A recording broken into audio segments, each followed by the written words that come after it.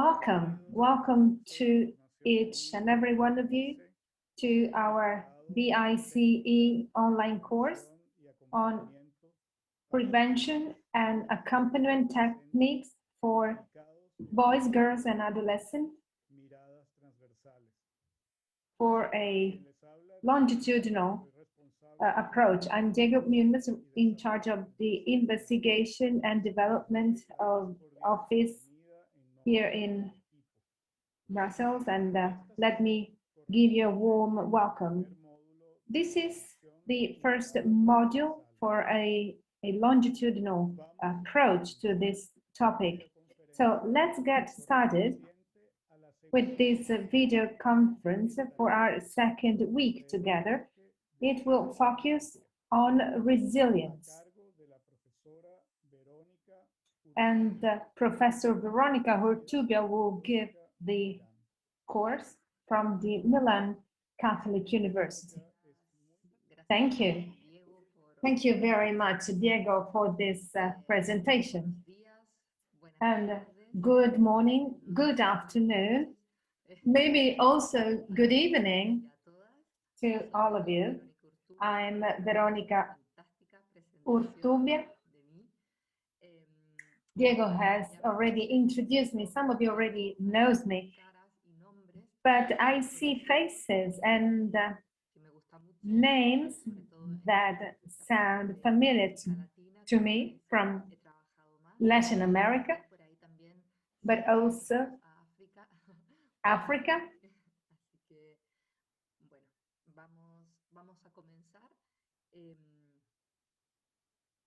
So let's get started. And due to the fact that we are having a translation service provided, I'm going to try and speak slowly so that our translators, our interpreters may have the time to translate properly. So let's get started. As probably some of you already know, I always say that all the training that I provide, well, I have 50% of responsibility. The other 50% of responsibility is on you. So my invitation to you will be to, for you to participate, to share in this responsibility in order for this to be a constructive training session, okay? So the aim is for you to participate actively in this session. So if you feel you wish to ask something, just don't be afraid and write your question in the chat box, okay? There will be a first part of our meeting devoted to a presentation, and then I would like it to be an interactive session, okay?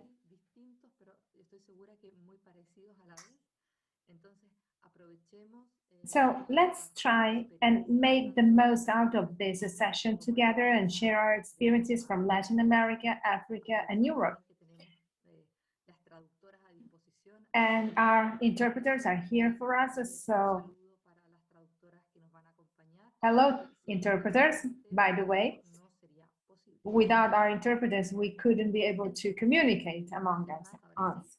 So without further ado, let's get started. Let me apologize to my friends from Latin America, because you probably already heard some of the things I'm going to tell you about resilience. So let me just ask you to be a little bit patient, but I need to start from scratch, okay, from the basics of resilience, because there are three very important concepts I need to talk about.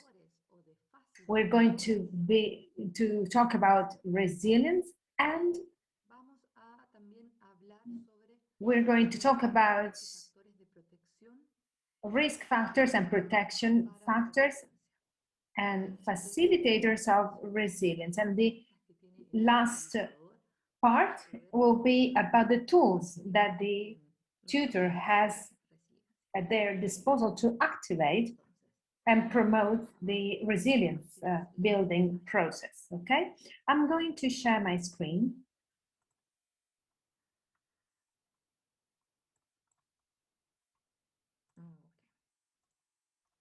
Perfecto, yo tengo la pantalla grande,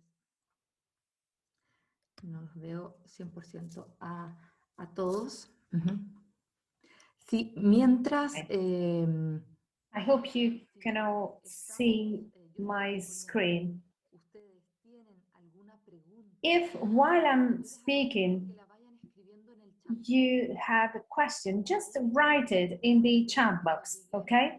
Then when we will reach to the Q&A session, I will retrieve those questions. But in order for you not to forget about your questions or comments or remarks, just write them down in the chat box, okay? You can write either in English or French or Spanish as you wish, okay? All right. One more thing about my presentation. I wanted to develop a presentation everyone could understand. So what I thought was that the part I'm indicating, it will be in Spanish. On your left side, the left side of your screen, you will see the Spanish version. In the middle, you will always have the English version.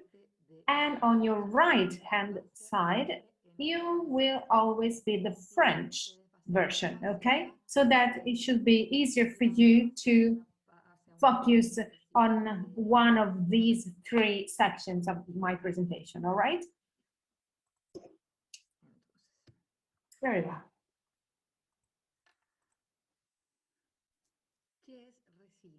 Now, what is resilience?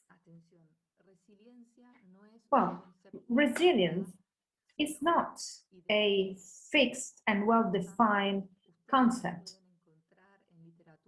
So in the literature, you may find different version of what resilience means.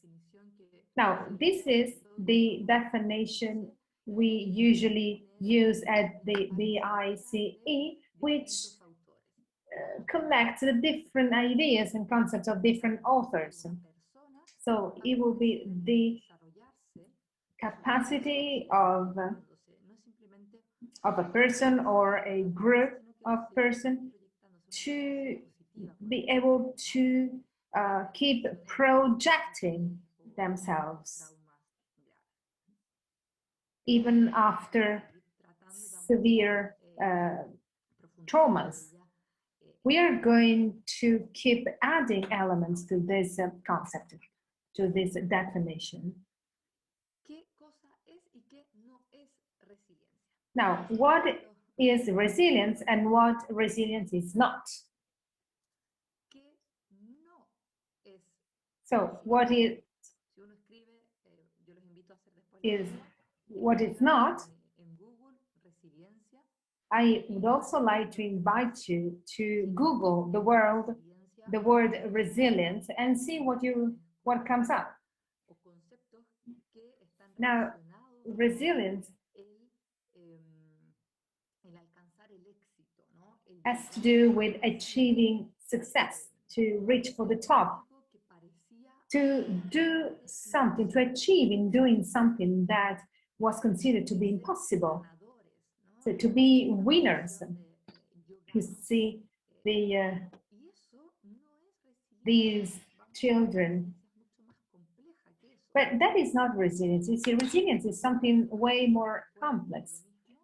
And this other image reminds us of something almost apparently most impossible to do. So the first image, there was just one person jumping. In this other image, you see this snail alone, passing from one rock to the other. We usually think about my efforts, my my being alone in this. Or this other image where you see this girl that is going to cross using a sort of bridge that she's creating to solve a problem. How do I get from one side to another? Well, I will just lay this ladder and I will just cross this gap. But resilience is way more complex than this.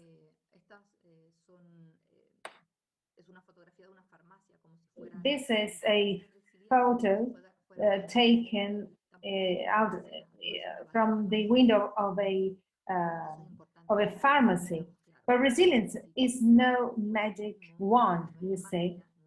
It is nothing magical. It is not a mathematical formula, and that will change a person from one context to another. Okay, so what is resilience then? Resilience is a very complex concept that has to do with learning. It is not just about achieving success, it's about learning, it's about growing. It is, and this learning and growth lead me to transformation, a positive transformation. It's a transformation of even my life objectives, my life goals. I love using images, as you can tell. And in this image, we can see a couple of meaningful things. You can see a cat or a fork. Truth is, it used to be a fork that got broken, maybe because it was used too much. But instead of just throwing it to the garbage, it was recycled, it was transformed in something absolutely new. You know, it wasn't just fixed in order for it to keep on being a fork. It was transformed in a jewel, in a cat. But for that, you needed to go beyond the broken object of the fork.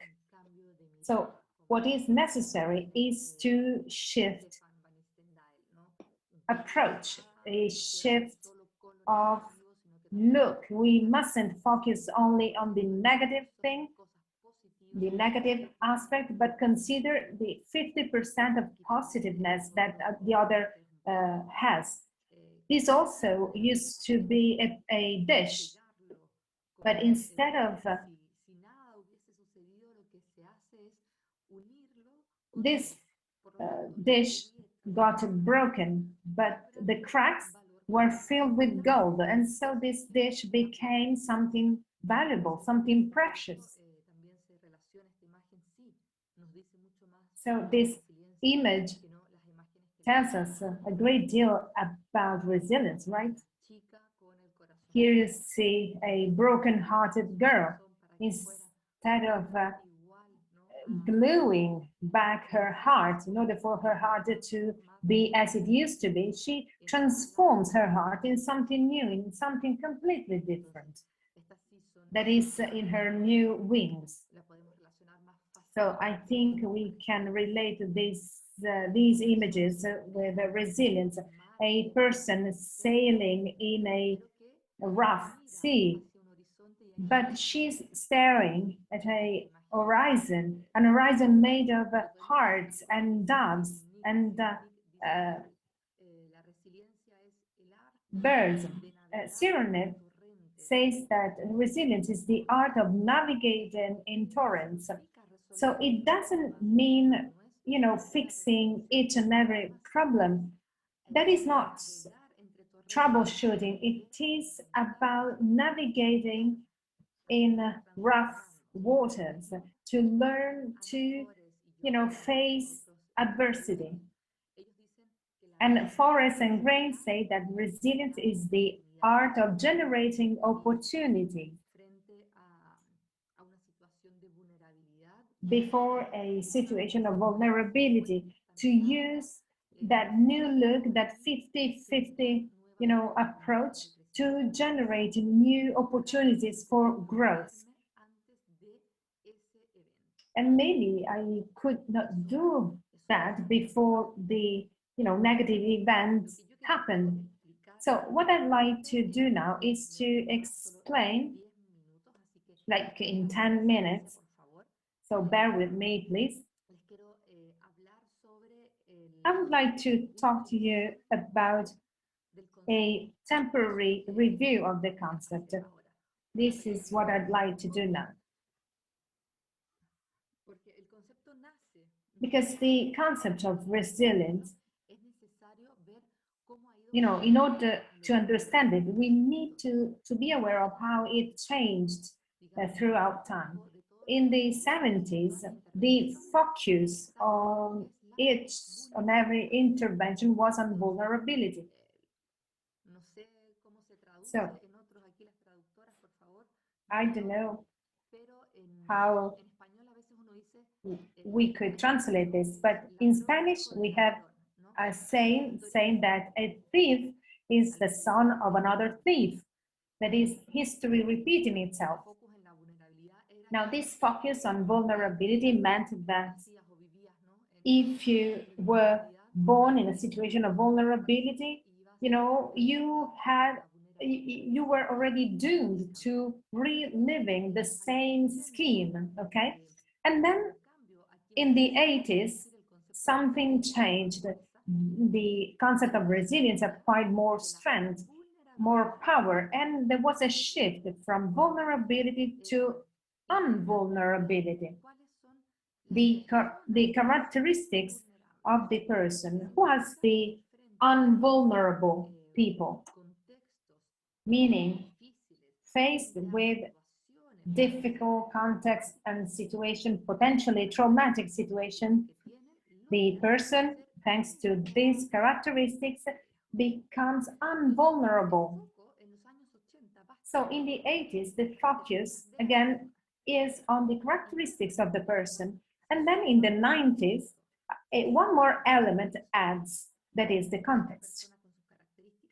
Each person with their characteristics, with their features, but there is a context, an environment around the person that can favor or hinder the resilience building process or the development of the person. There's the friends and the family, the neighbors, etc., educators, the school. So in the 90s, this new element adds to the definition of what resilience is. That's why when I told you that the previous images showed a lone person, it wasn't correct because what was missing was the environment, the surrounding environment. So this is just a broad overview, okay, of the concept of resilience, its evolution. So there's a first generation of experts in the 80s, which would focus on the individual, on the person. So resilience in this case was defined as an adaptation to a risk context. The person adapts themselves in a situation of risk. And this also applies to the next generation at the end of the 80s, beginning of the 90s. It was still focused on the person and their characteristics. So resilience is considered as the ability that some have, a trait of the personality of a person that some people may have, or at least the studies and investigation focuses on this aspect. So this has to do with autonomy, self-esteem, the ability to be creative, intelligent, but up to this moment, the environment is not considered. And then studies on children begin. People sometimes ask, is there an age where one starts being resilient? No, there is no specific age, but the first studies always start from childhood, okay, from children, and then they go ahead with adults. And there is a third generation that is in the 90s, which where the environment is taken into consideration. This is a second variable that is considered. We start understanding resilience in terms of a process. What does process mean? Well, it means that it is not entirely up to the person. There is something else, something more. There's something that happens, that occurs, that gives resilience as a result. And so a series of explanatory models start emerging to understand how this process is conceived, is to be considered. The relationship among the or between the risk factors and protection factors.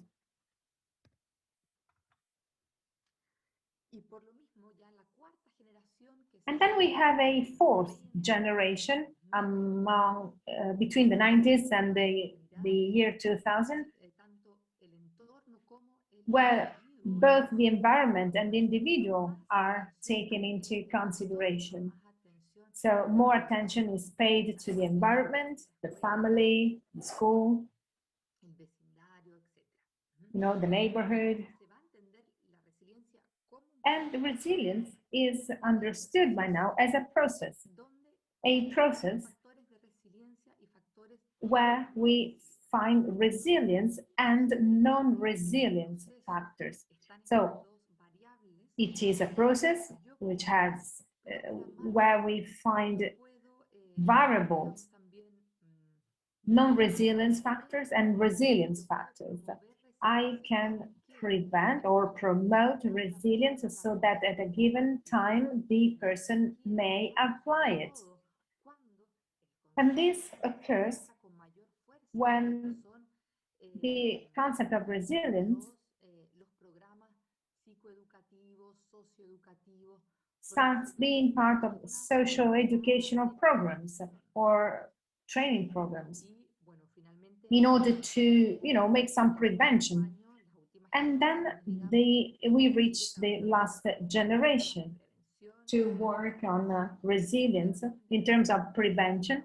And it opens towards another science, like biology, neuroscience, to see, whether the first intuitions that were proposed can be applied now. But what is important is that resilience is a never evolving concept, is constantly changing.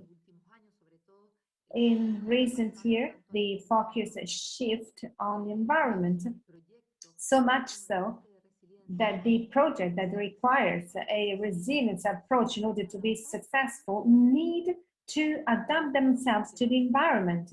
A project that is the same in 3 or 4 countries without changes, without flexibility, may never be successful, because it is necessary to consider the social and mostly cultural variables that in which the project will be developed, okay?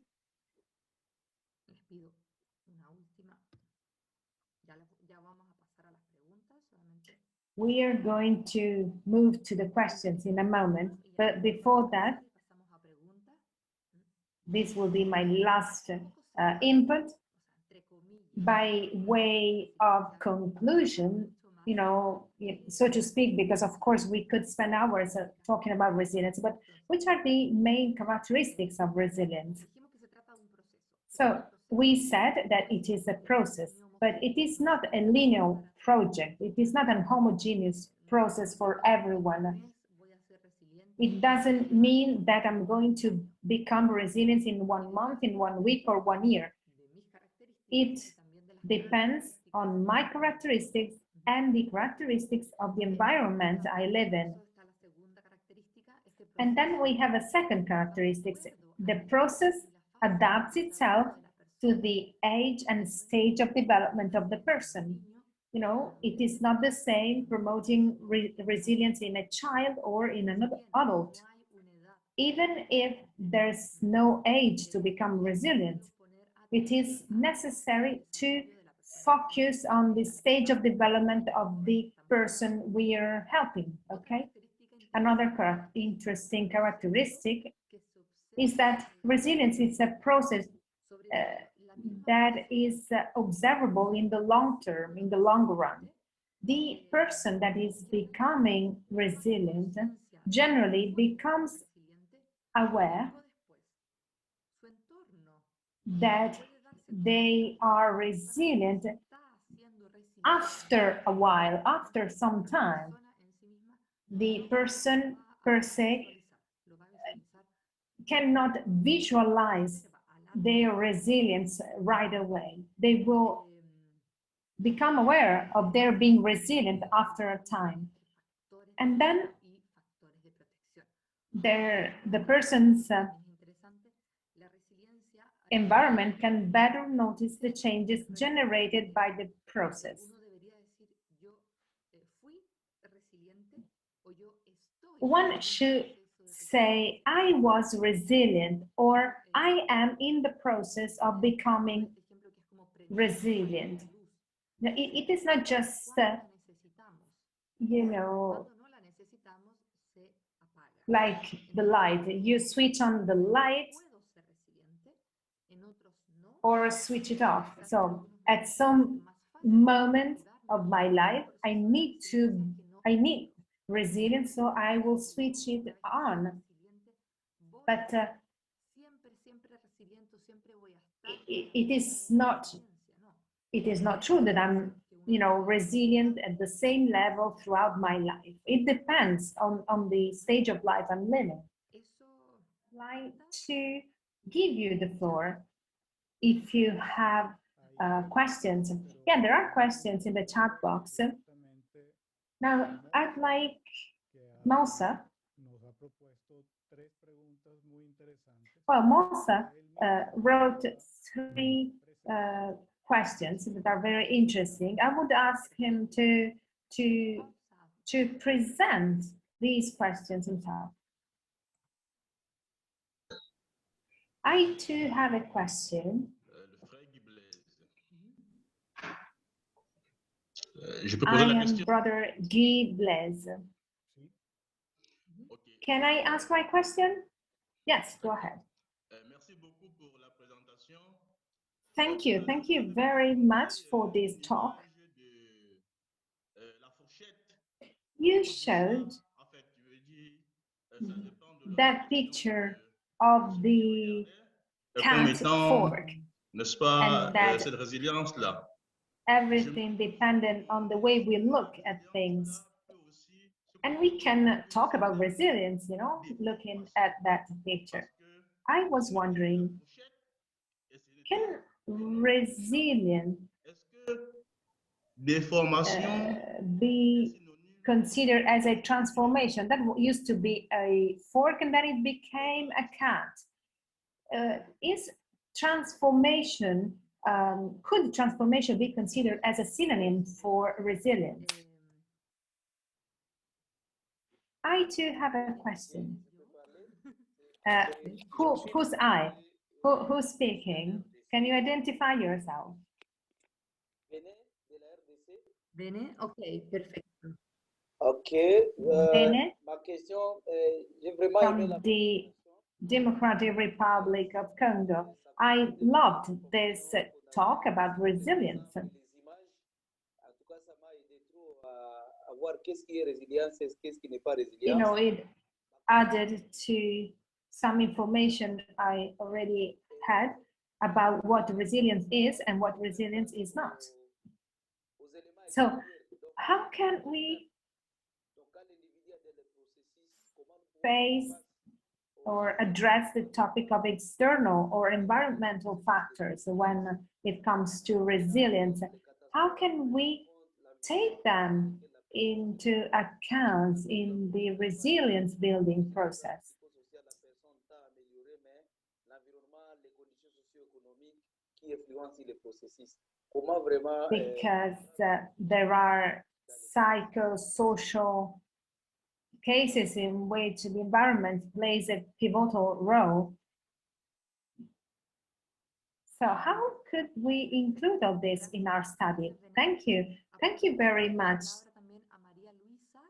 Let me give the floor to Maria Luisa as well. She had raised her hand. Eu não hablo espanhol, I don't mas vou tentar speak falar Spanish, com espacito, but I'm devagar. going to try and speak slowly. Eu falo do Brasil, aqui de Brasília. I'm from Brazil. No material fala que a resiliência depende The material you're proposing fatores speak of a combination of factors problemas that allows you to overcome the problems and life difficulties.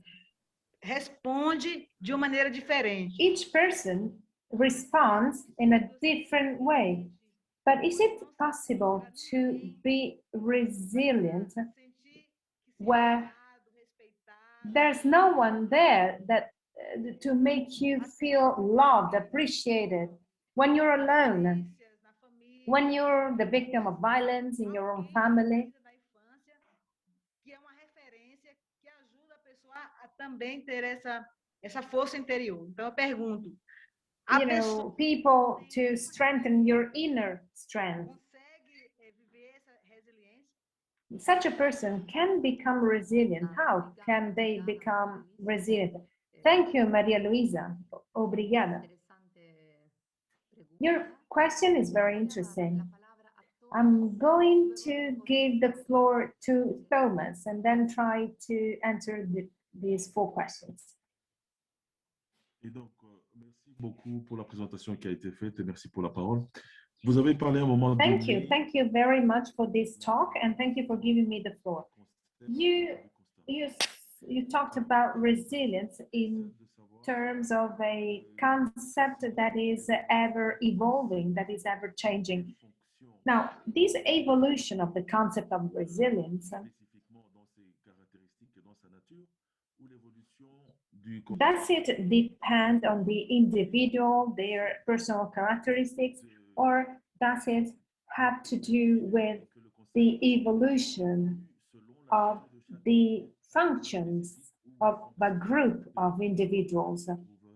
What I mean, does it depend on the evolution of the individual or the evolution of the environment?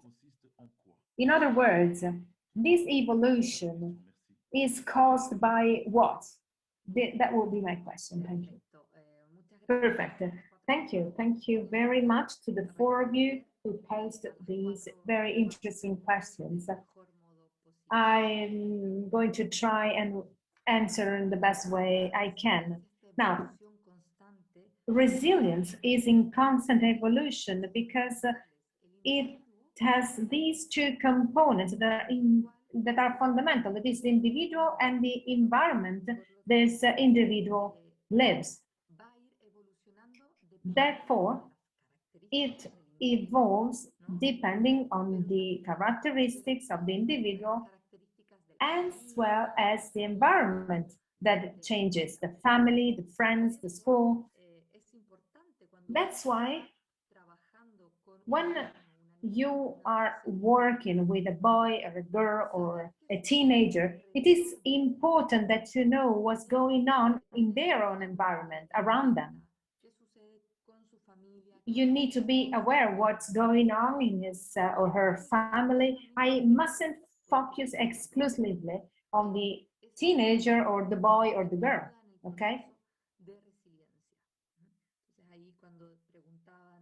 So when you were asking encarar, ¿no? El tema de los factores del entorno, cómo tomarlos en cuenta. how to consider the environmental factors, well, first and foremost, we need to take them into account. That is absolutely necessary. And there is a lot of them. So sometimes we may lose the focus. But we need to know that those factors are there and that they can help us do our job better, okay?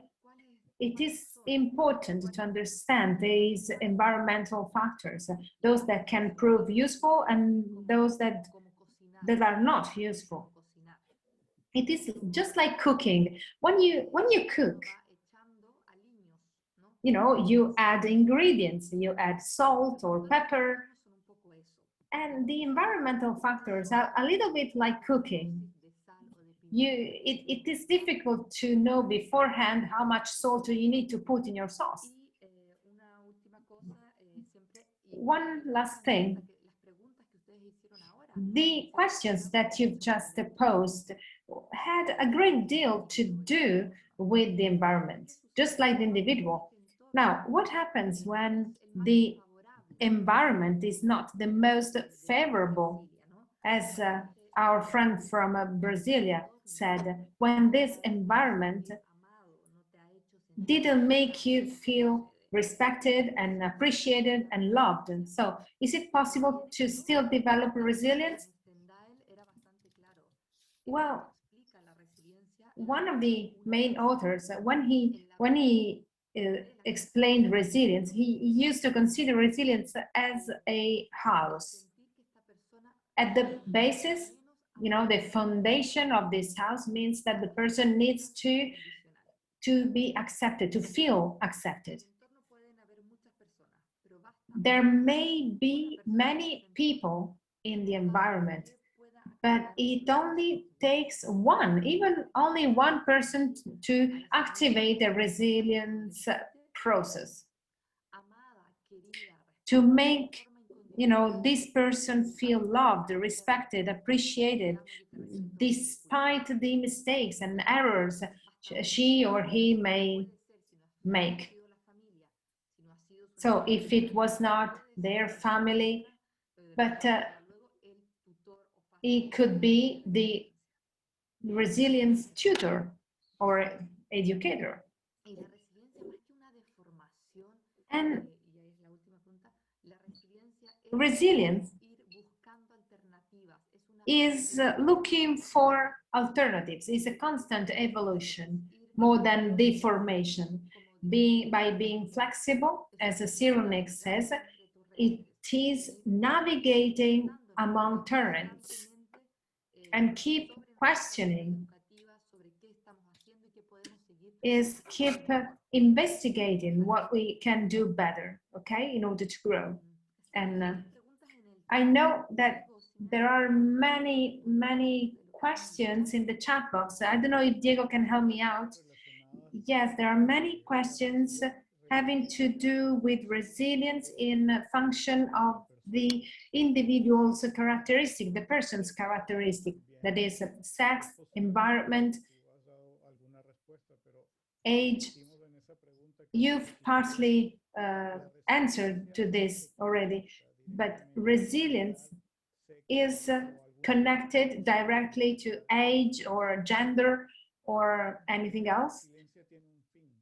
And does resilience end? Can we say that resilience is eternal? So these would be the questions. Well, I'm going to try and answer. Well, resilience also depends on the characteristics of the stage of development of the person at that specific moment. And so, yes, age can have an influence. You work daily in direct contact with adolescent boys and girls, so you know this way better than myself. It is not the same to have a dialogue with a 3-year-old boy or a 10-year-old person. Entonces, claramente a un niño So, de of course, 3 años, yo no puedo a decir, ¿no? 3-year-old boy, Cosas que un niño I de can't 3 ask him por ejemplo, the same questions I would pose to a 10-year-old boy. voy a utilizar lenguajes creativos I expresivos, would voy a utilizar use a creative language, drawings. Maybe with a 15-year-old boy, I will speak, I will talk to them. I won't use drawings or images because, you know, it is a teenager I'm talking to. And more than sex, more than the gender, it is the stage of personal development that person is at that time. So the stage of development of children, it is not the same a 6-year-old boy or a 10-year-old boy. And we need to consider the environment. If it is a child, especially, you know, we mustn't overlook their environment, whether their environment influences them positively or negatively. Now, the excellent question is, yes, about the end of resilience. Is the resilience eternal? Well, I think that resilience recycles itself. It is always there. There are moments in our lives where it is activated, you know, we switch it on, and moment where we just switch it off.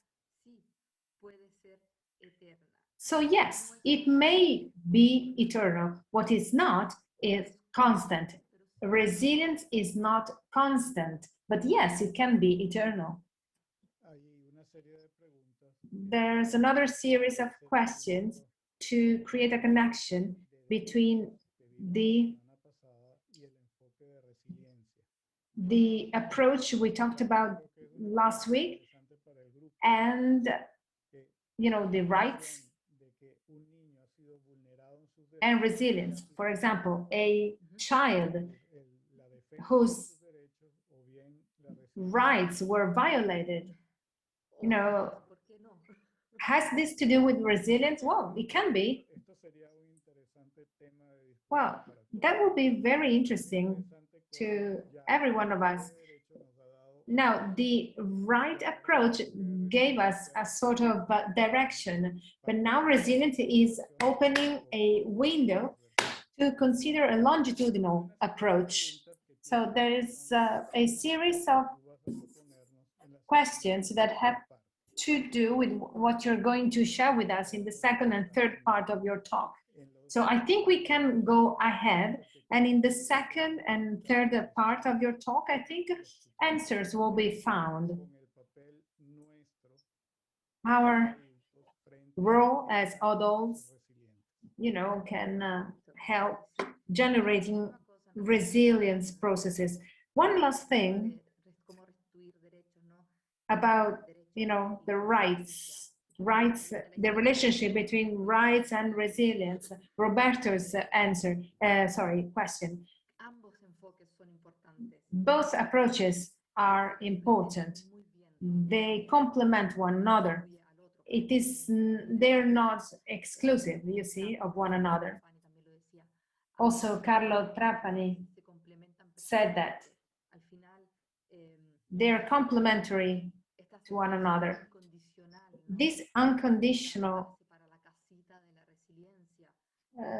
foundation is along the lines of children's and teenagers' rights.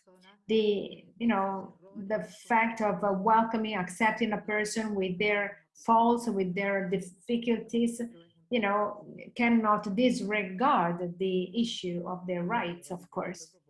Very well, Veronica. I would suggest we take a 10 minutes break. So 10 minutes starting now, and then we shall resume with the second part of the session. Thank you. Vamos regresando. Very well. Are we all here after our break? Are you all there? Espero que hayan tenido tiempo de I hope you had the chance to get up from your chair for 5 minutes at least. Las traductoras ya están ok.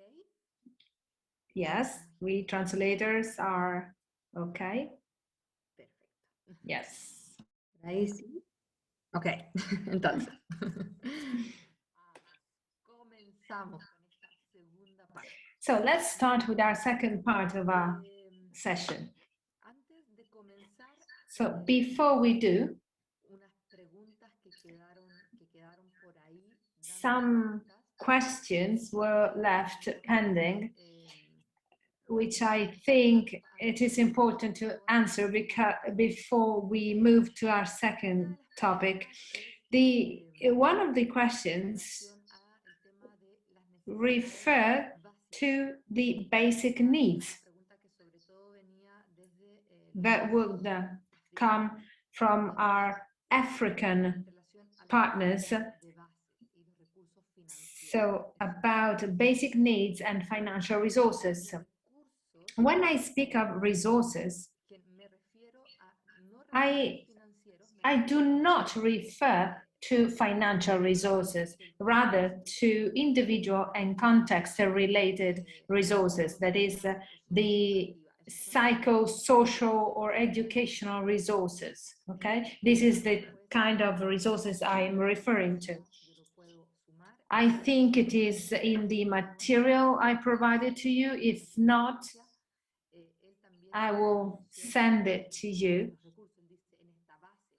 So the author I mentioned before speaks about these resources that I need to build on my resilience, at least my basic needs need to be satisfied or relatively satisfied. For example, mostly in those situations of social-natural disasters,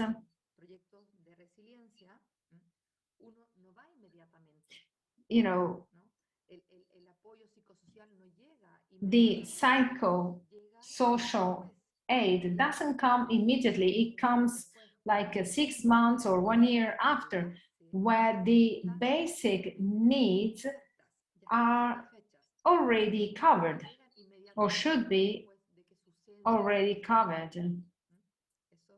When, you know, in the case of an earthquake, you know, the resources come later on, not immediately. Now, why we consider vulnerability? Why do we start from vulnerability? Maybe at the beginning, in this timeline, you saw this part, it starts from vulnerability, but then it evolved and the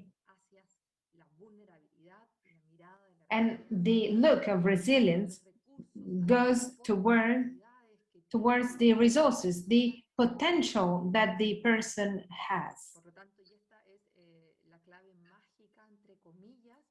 So this is the magic work, the magic activity. As facilitator, what we should try and do is to focus the efforts of our work on making this potential grow, the potential of that person.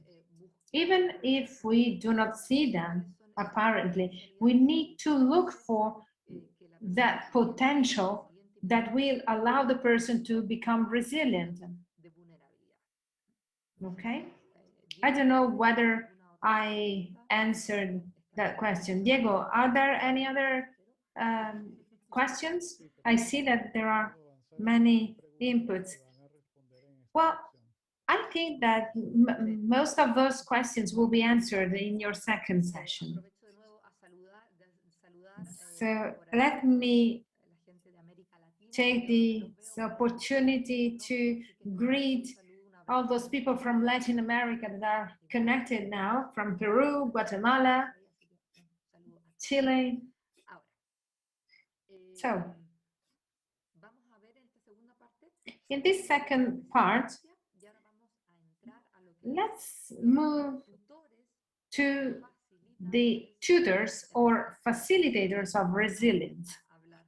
This is what we're going to talk about in our second module. So I'm going to share my screen again. Les pido paciencia, yo les voy a hablar ahora Please bear with me. I'm going to speak for 15 minutes approximately, and then we will play a game, okay? And you will be the ones speaking. como ya lo dijimos. So as said before, Resiliencia resilience nace, digamos, tiene su origen stems en esta relación entre from this relationship el individuo between the y individual su entorno. and their environment, the environment around them. And thanks to this constant interaction between the individual and their environment that resilience can be developed. No habrían riesgos. Without that, there won't be any risks. There wouldn't be any difficult situations or vulnerability situations, so there will be no resilience at all. Espacio también So it is in this space too where el tutor o el facilitador. we can find the tutor or the facilitator. In the environment, the interactions here right in the middle, more or less, we can find the tutor or facilitator. And who is the tutor? Well, if we're talking about children or teenagers, they need the figure of an adult to feel accepted, to be appreciated, and it could be a family member or a tutor or facilitator.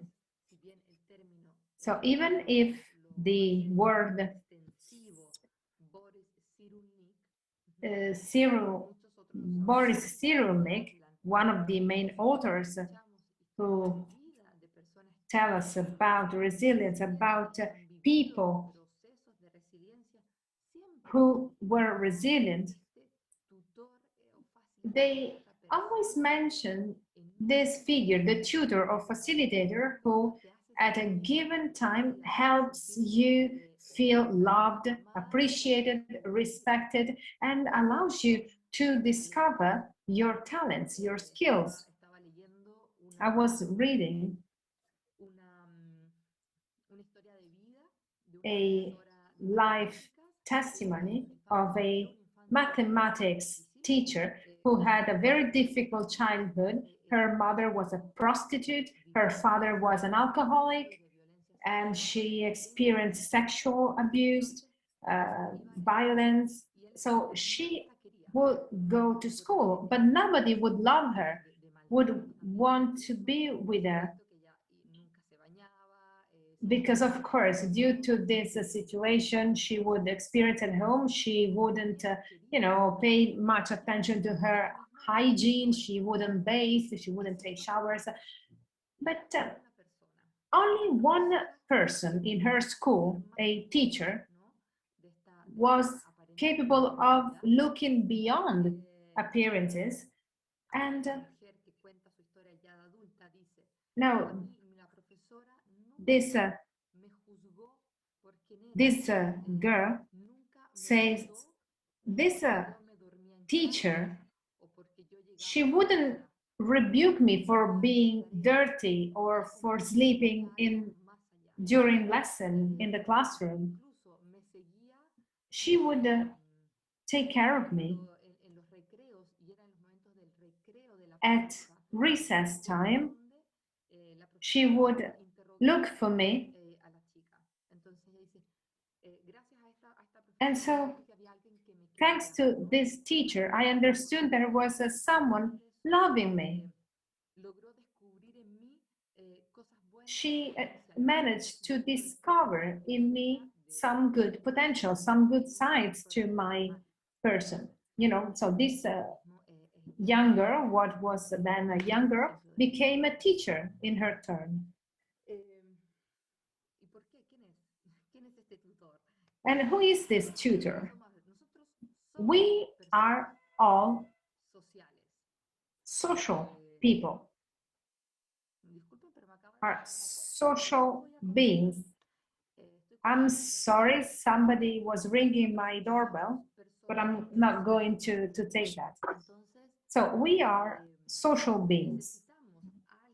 And so we need somebody to accompany us and guide us when we're experiencing difficult situations. So what you see here on your screen is an excerpt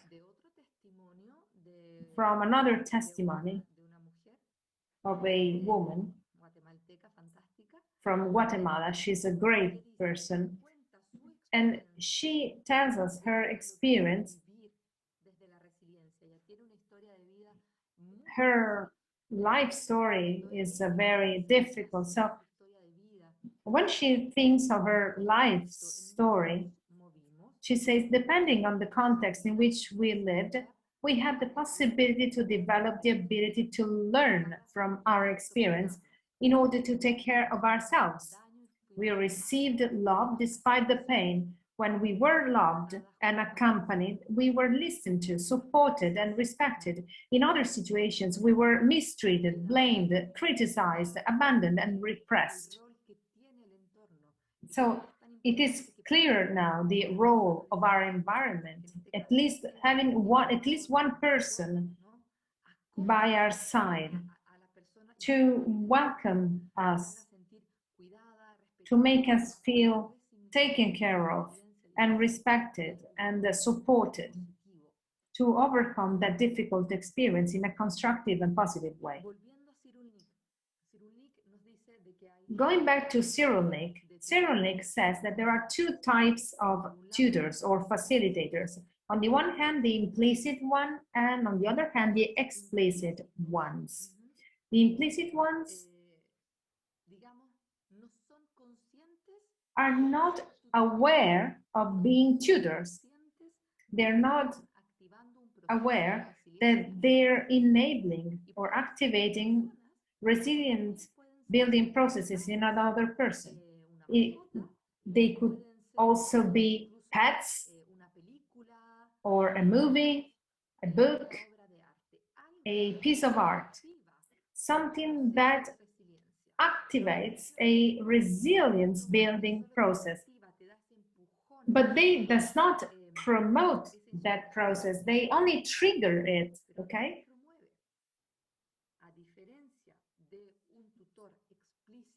Differently than an explicit tutor like yourselves, who are aware of your role, the impact you may have in the life of children and teenagers. So they help activate the process of resilience and promote it. The explicit tutor has objectives and tools, which we are going to address in the last part of our session.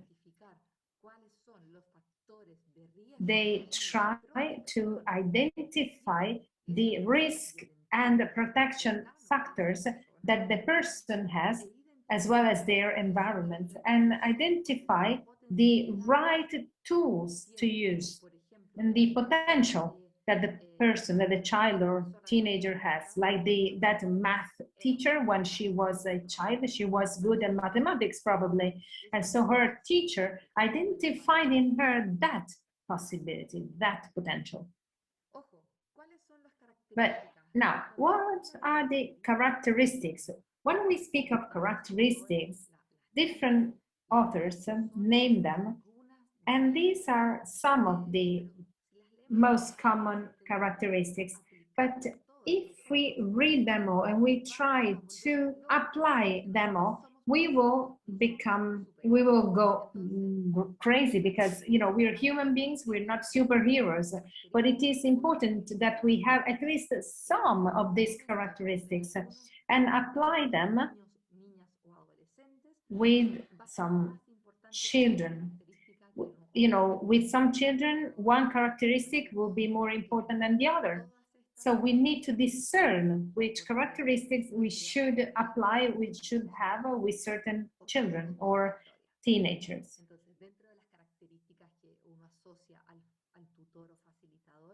So one of the characteristics, of course, is empathy. You know, the unconditional acceptance of the other. Well, in order to do that, I need to be empathic. And then another important as well as difficult characteristic is patience.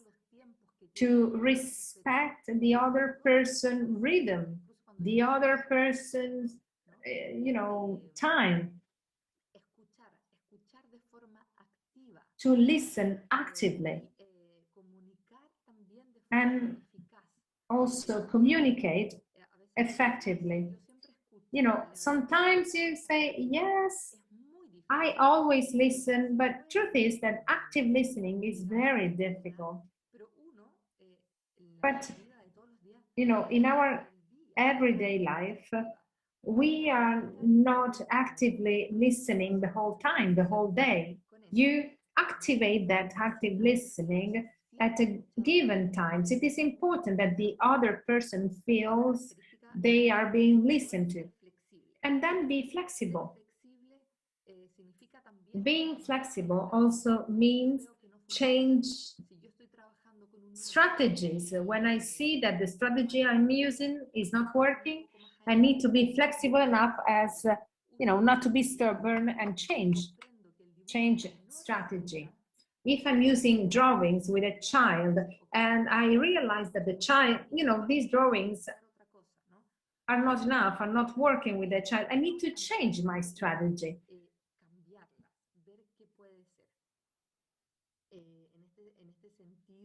So in this sense, there was a social worker who once told me that she had to interview a family and she didn't like to meet them because she didn't like the mother. She would feel very uncomfortable around her. And so she wouldn't like to go visit him, but she had to go. And before ringing the doorbell, she saw that there were flowers in the garden, beautiful flowers in their garden. And so instead of asking directly, you know, how the child behaved, what the social worker did was asking that woman if she was the one taking care of the flowers. And so she, you know, they started a conversation about flowers. And so they were able to work together. So that's why it is important, you know, to be creative about the strategies we put in place. Another characteristic is to make children feel safe and loved, as well as, you know, teenagers. Identify and reinforce the abilities of the children or adolescent and see mistakes as a learning opportunity. To help children understand that the mistakes are in fact opportunities to, you know, to allow them to understand that making a mistake is all right. And then encourage autonomy and self-discipline. These are just a few characteristics that a tutor or facilitator should have. Now, what I'd like to do with you, since I've been talking for a while now, I'd like you to talk. I'm going to suggest that we play a game. I'm going to spin it. and one characteristic will come up, and one person per continent will tell me when she or he applied this characteristic or where she or he didn't apply it, okay?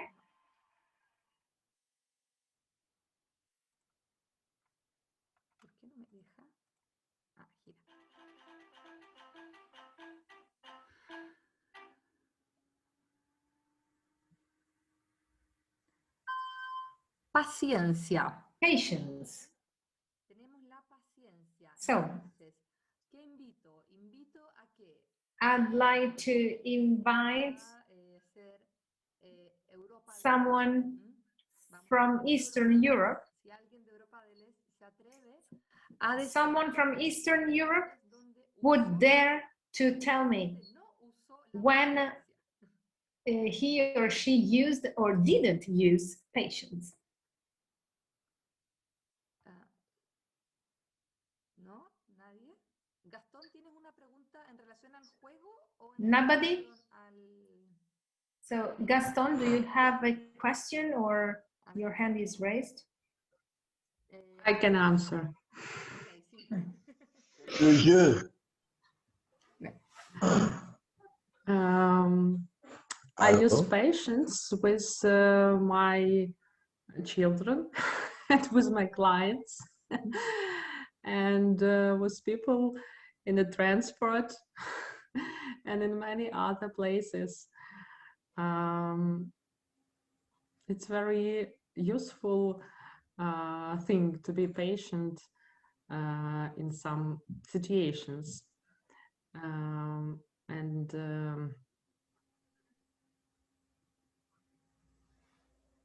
When I have to listen somebody, I use my patience.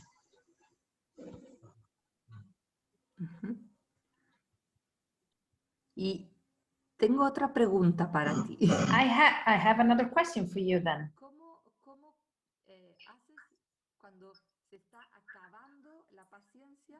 ¿Cómo When your perder la paciencia? patience is almost to be over, what do you do to keep yourself patient? ¿Cómo cultivas esa paciencia? How do you cultivate your patience?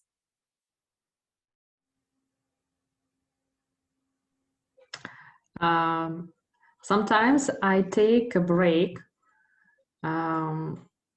Just I go to drink a glass of water, for example, or move in another room. It depends on the situation. Sometimes I say I'm in a hurry and go away. In most cases, I escape when I'm close to lost my patience.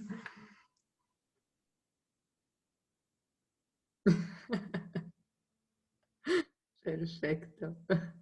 Gracias, muchas gracias. Thank you very much. A ver, alguien de América Latina. Somebody from Latin America? América Latina, ahí elijan un voluntario.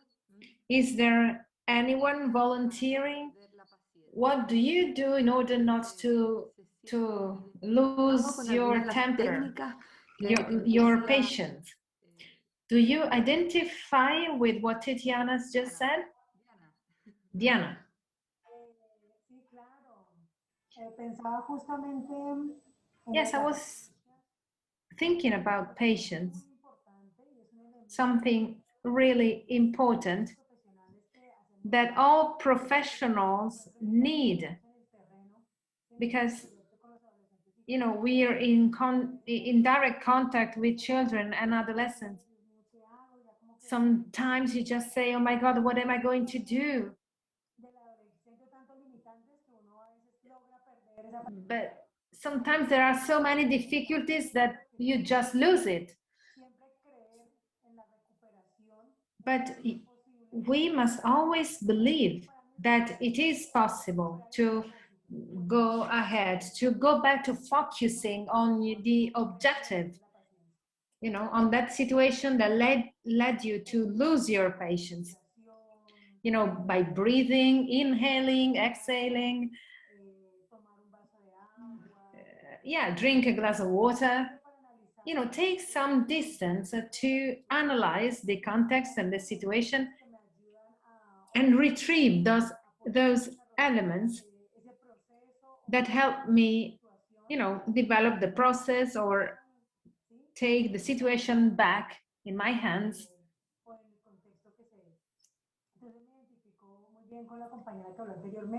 So yes, I do identify with Tatiana, with what she said. It is important that we find a way, but in my case, I use breathing, you know, inhaling, exhaling, that helps a lot.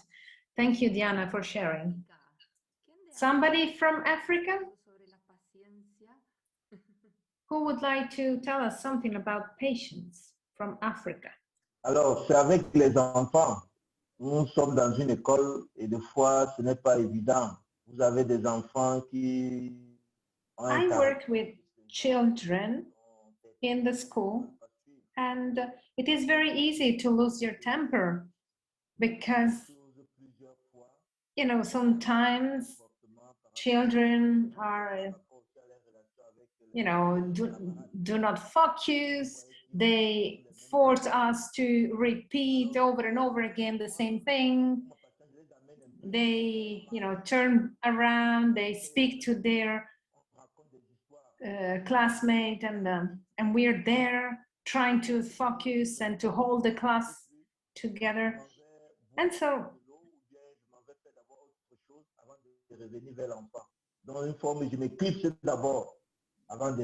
but when it is too much for me, I just go out, go have a glass of water.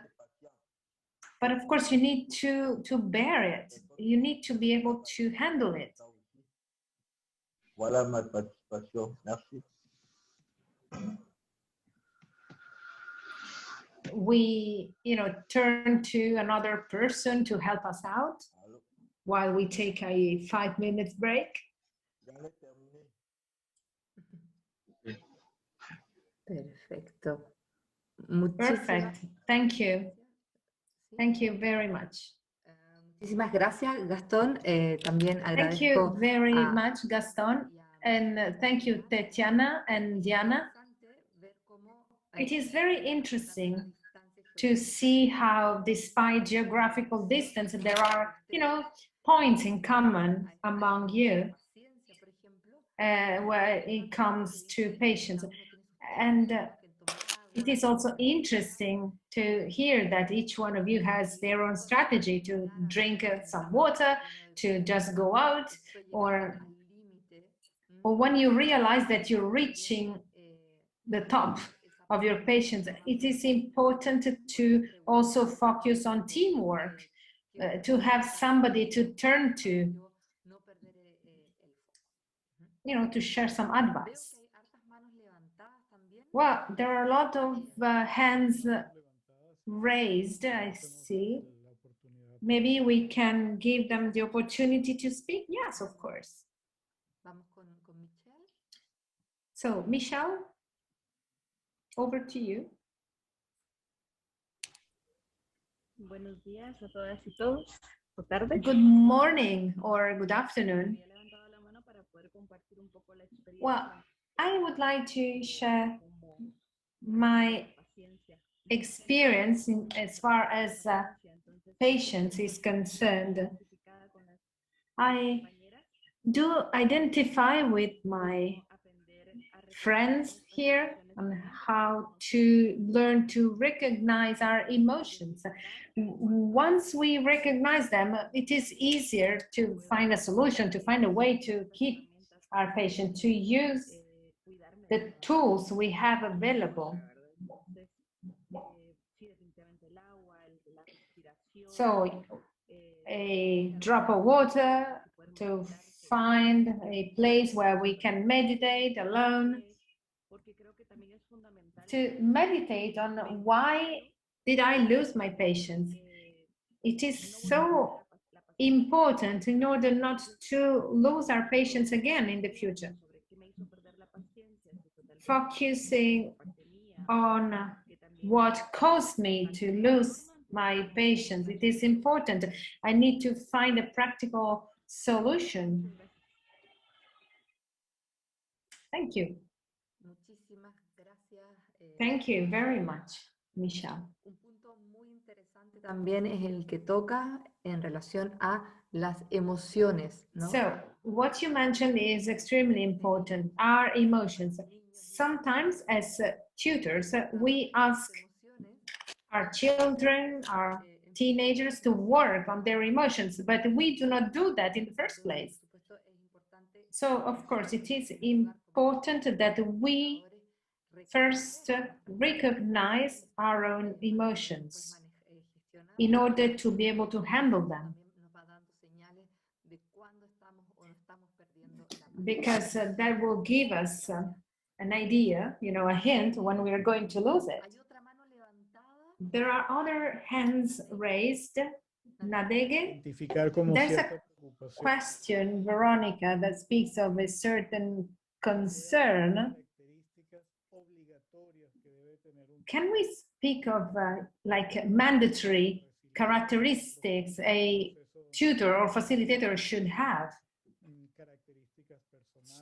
You know, because we're talking about personal characteristics, personal experiences, but can we speak of sort of mandatory characteristics that a tutor must have? Well, that is also an interesting question, Diego. Well, here, patient is a mandatory characteristic, for example,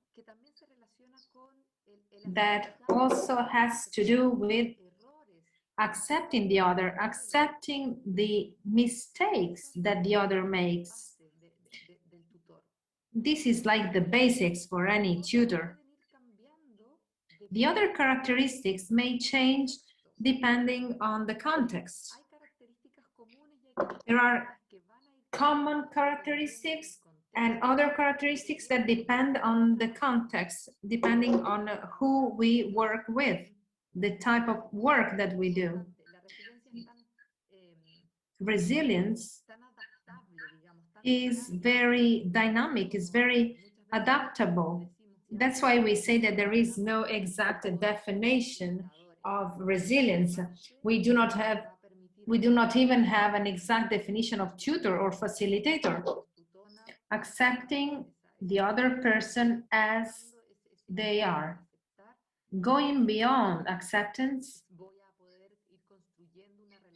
you know, I may build a relationship of resilience. This has also to do with autonomy. Make room for participation. It's a little bit paternalistic, so to speak, but this may help. Maria Emilia, do you have a question for us? Good morning. This is very valuable. Thank you, Veronica, and all of you here for your questions and comments. I would like to comment on something else. At SEDAP, we take care of, we provide health, mind health, psychological counseling. We have, instead of a house, we use a tree. The trunk is the professional or mental health that will help the tree to bear fruits and to have all little birds flying around. And then the roots, that is the conditions to be satisfied for this professional to be effective. For example, the practitioner must have undergone a personal process themselves. Because sometimes we just take the other person's difficulties for our own. So we need to have worked on ourselves first in order not to miss mistake our things with the other persons. Thank you very much. A pleasure. It's a pleasure to see you again through, even if through a screen. It is very important, all this. It is very important for the work that you do. You mentioned mental health, the mental health of the operator, of the practitioner. Yes, thank you. Levantada. Angelica, I see your hands raised. Buenos días. Yeah, good morning. I'm Angelica from Colombia. This is all very interesting. So my question would be about the pedagogical, therapeutical intervention. You know, resilience vis-a-vis traumas caused by sexual violence. We all know that, you know, this violation of children's rights has increased. The rate has increased.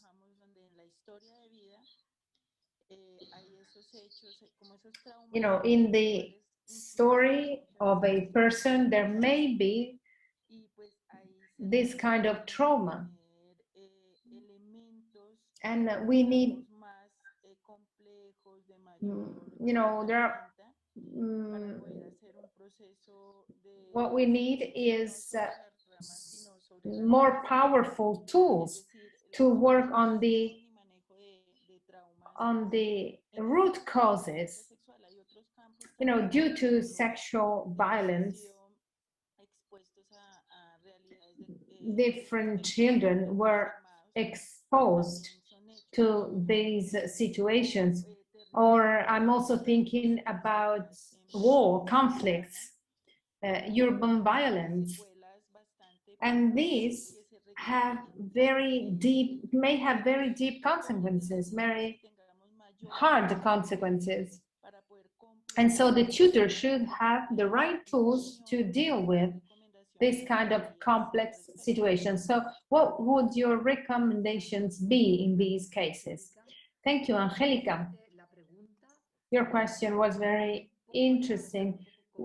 Well, the answer will be quite a quite long one, but you identified the problem very well.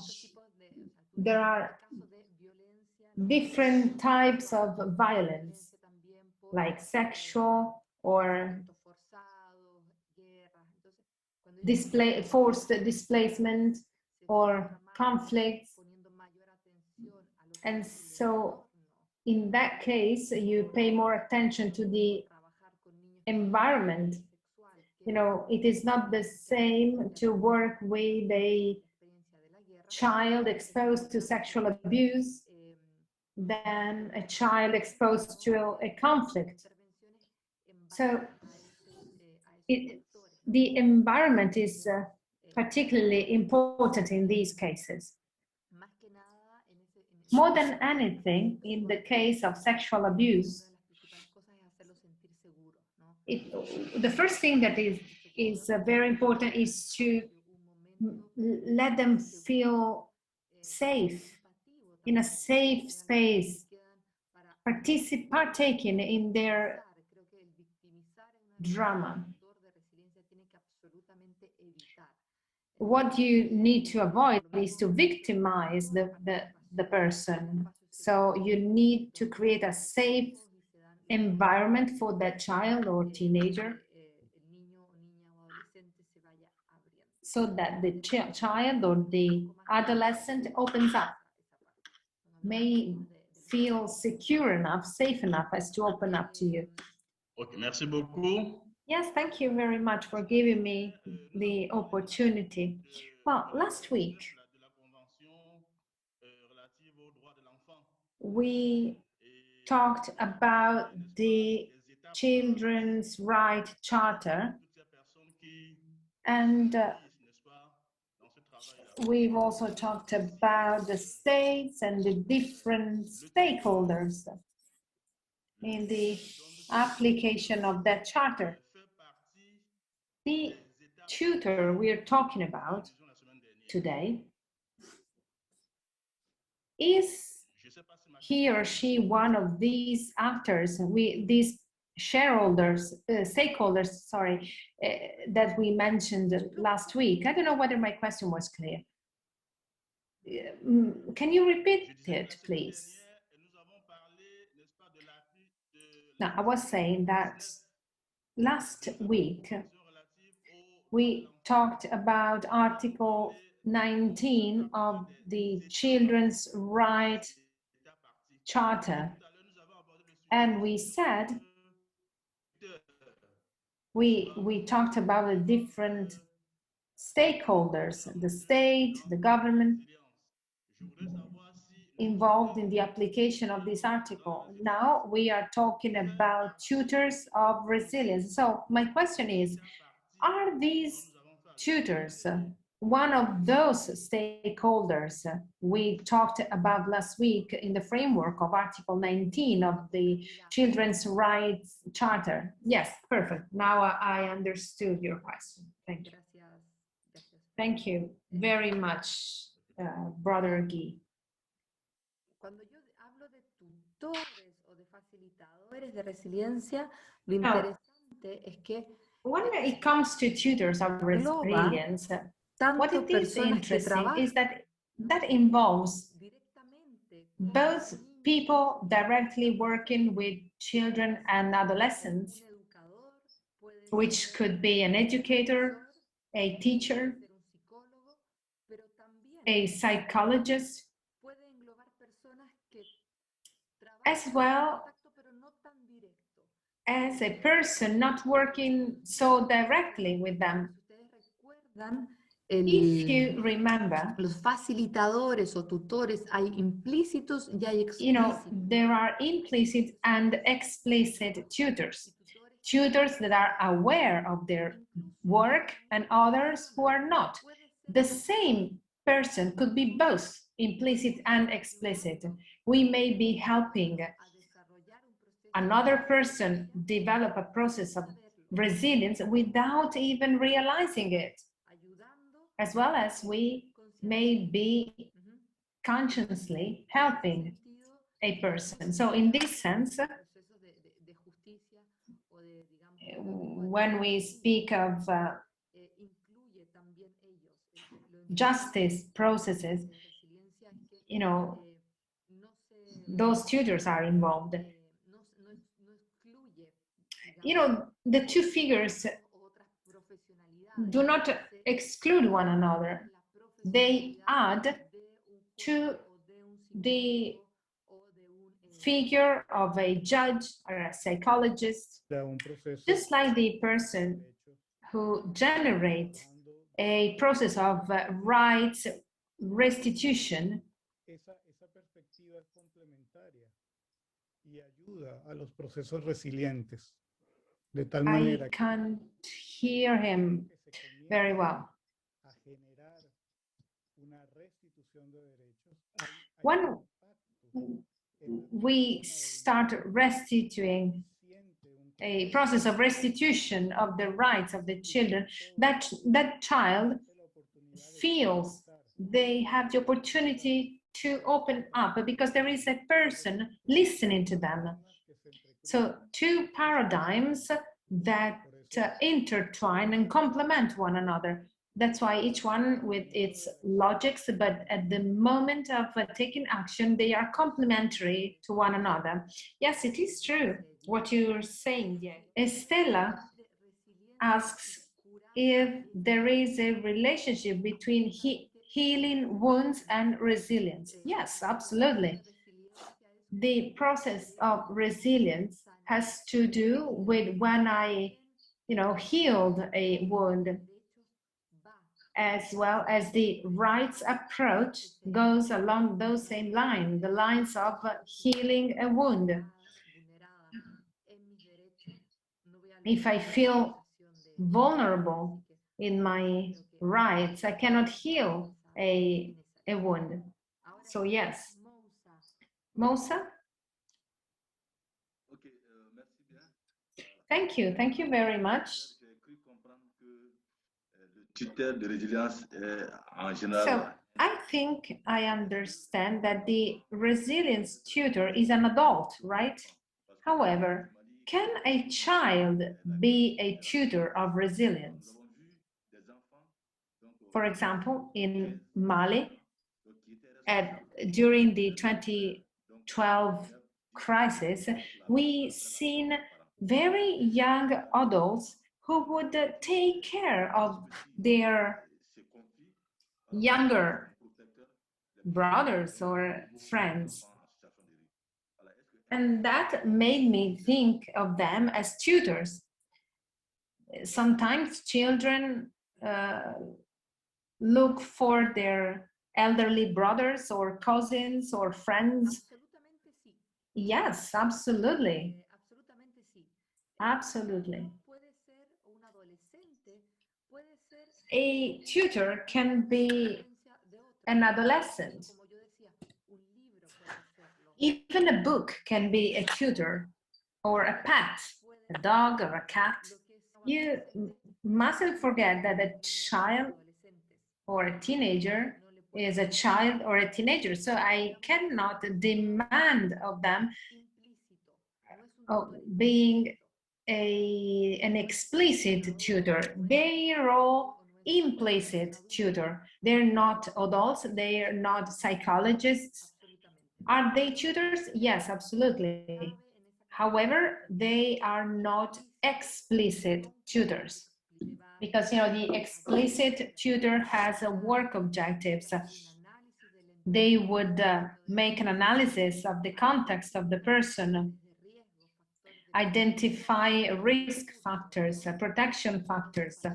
On the other hand, a boy, a girl, an adolescent don't do that in a conscious way.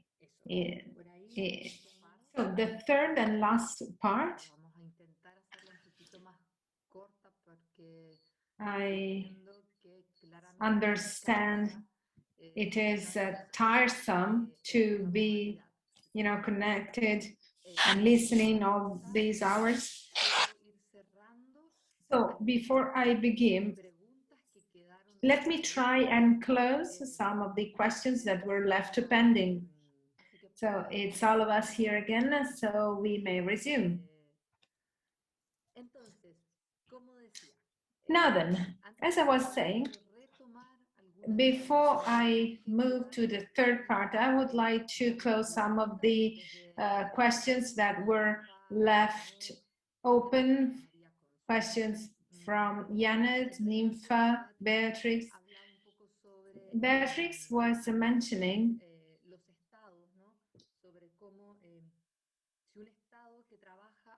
whether a state works on the restitution of rights, of the rights.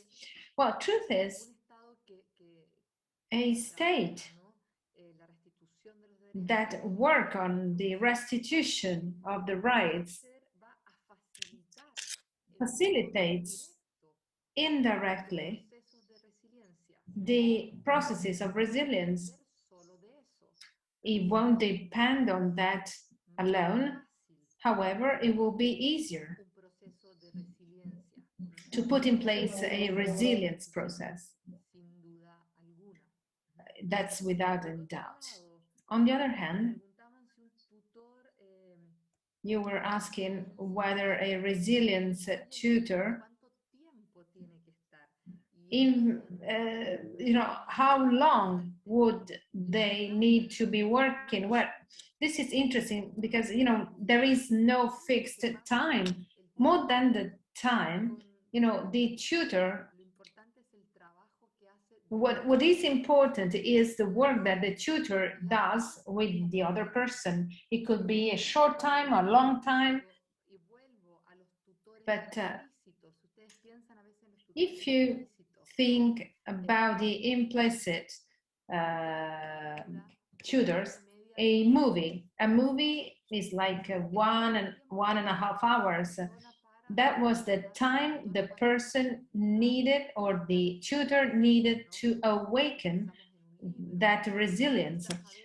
Let's think about a book or a movie, or I think that each one of us experienced this, you know, walking out in the street, and then all of a sudden you see a scene, two kids at play, or a mother with her daughter holding hands, and that is inspiring, and that changes our day, and we stay with that you know, smile on our face throughout the day.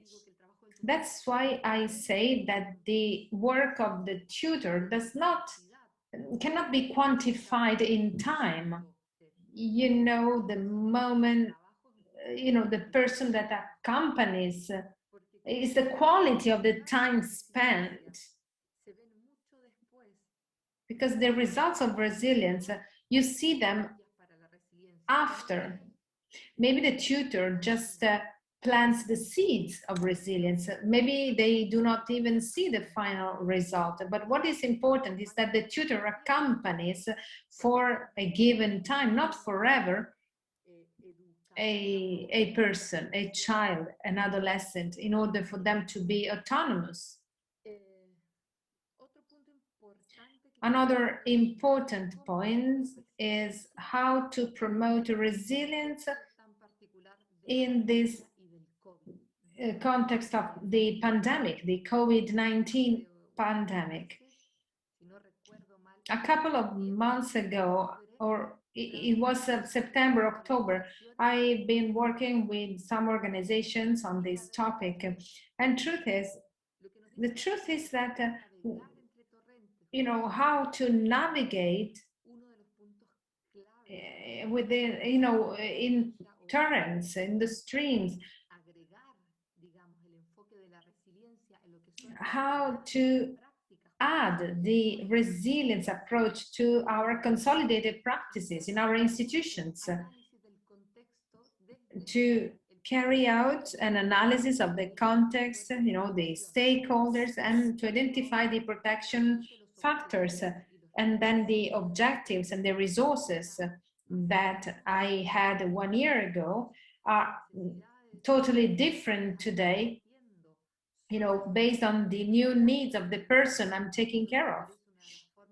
That's why one of the ways of promoting resilience today is to question ourselves, to question our objectives, our tools, the tools that we're using, and mostly the positive things, you know, the resources, and what are the negative aspects, the vulnerabilities, the potential factors that could hinder the resilience building process of the person. And lastly, as to the kids or adolescents who could be tutors to others, well, they can be an implicit or explicit tutor, but generally they are implicit tutors. They help the other without being aware of the type of help they're giving. With BICE, we've been working in Spain on a program about resilience. It was a course for tutors and adolescents. So adolescents and their educators. And that was a very interesting experience too, aimed at raising awareness in the adolescents that they can be tutors to others. And, you know, you need to see the context where you're working, of course. As to what you said about pedagogy, that's been used for 130 years in the world, there are micro communities in the therapeutical psychological institutions, and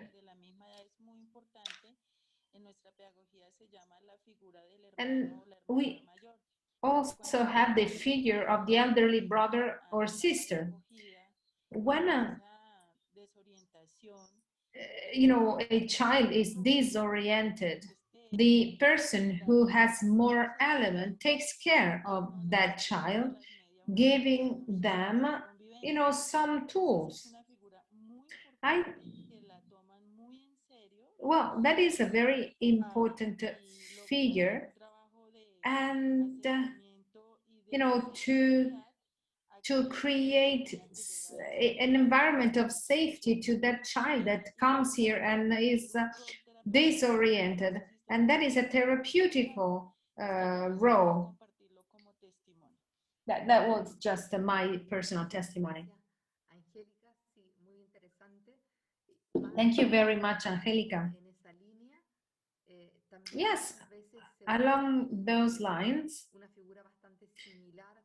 quite often a similar figure is used in context of drug addictions or alcoholism. It is a peer educator. That is a person who lived themselves the same problem, like drugs or alcohol. So, given the time we still have available, I'd like to move to the last part of the module, okay? Of the session. At the beginning, I said when you talk about resilience, you would need much more time to devote to this important topic. Now, the tutors. Do not forget, please. It seems to be very simple, but in fact, it is quite important. Do not forget that your behaviors have an impact on children or adolescents so my behavior has an impact on others. So I need to know myself. I need to be good at handling my own emotions. Also, ask yourself constantly how to improve your methods, and the children's environment. This is also very important. A very important characteristic of the tutor. You should constantly ask yourself what you need to change. And then, of course, empathy is always a valuable tool when building a relationship with children. And discipline. Discipline is necessary. Rules are necessary, of course. The children, in particular, need rules. But be watchful when this discipline becomes, authority, intimidation, or even worse, humiliation. These are two separate and different things. So we mustn't be authoritarians. And then children can be afraid of making mistakes. And that can be an obstacle to their growth, especially when they are in the process of discovering their potential, their talents. So let's help them understand that it is all right to make a mistake, because those mistakes will help us grow. And last but not least, it is important to identify and reinforce the competencies of the children. We must learn to identify those competencies. Sometimes they are difficult to be seen. Sometimes we find a lot of competencies, but we need to channel them, to help the child channel them. Now, let me move quickly to the factors and resources of resilience. I've already mentioned this today. Talking about resilience, we mentioned risk factors and protection factors for resilience. So this play of risk and protection factors, they are in constant dialogue. It is like on a scale. They move from one plate of the scale to the other. And we need to focus on the protection factors because those are the ones that will diminish the risk factors. And the presence of a risk factor does not necessarily imply a negative result. That's why it is important to work on protection factors.